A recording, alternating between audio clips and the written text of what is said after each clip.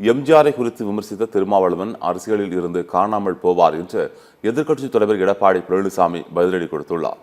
சேலத்தில் தேர்தல் பரப்புரை மேற்கொண்ட எடப்பாடி பழனிசாமி முன்னிலையில் திமுக உட்பட மாற்றுக் கட்சியைச் சேர்ந்தவர்கள் அதிமுகவில் இணைந்தனர். பரப்புரைக்கு பின்னர் செய்தியாளர்களை சந்தித்த எடப்பாடி பழனிசாமி 2026 சட்டமன்ற தேர்தலில் மக்கள் அனைவரும் மகிழ்ச்சியை பெறும் வகையில் தேர்தல் அறிக்கை வெளியிடப்படும் என தெரிவித்தார். அதிமுக ஆட்சி வரும்போது மீண்டும் நெசவு தொழிலில் வளர்ச்சி கிடைக்கும் என கூறிய அவர், எம்ஜிஆர் குறித்து விமர்சித்த திருமாவளவன் அரசியலில் இருந்து காணாமல் போவார் என்று கடுமையாக விமர்சித்தார். எம்ஜிஆரை பேசுறதுக்குள்ள அவருக்கு வேணும், யாராரா எப்படி பேசணும்னு தெரியும். பொன்மனச்செம்மல் புரட்சித் தலைவர் எம்ஜிஆர் நம்முடைய தமிழ்நாட்டு மக்கள் தெய்வமாக எண்ணிக்கிட்டாங்க.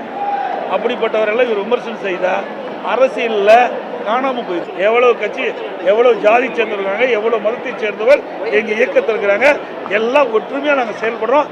சில பேருக்கு பொறுக்கல, எரிச்சல், அவர் நினைத்தது நடக்கலை, அதனுடைய வெறுப்பினுடைய வெளிப்பாடு தான் இப்படிப்பட்ட வார்த்தைகளை கக்கிக் கொண்டிருக்கிறார்.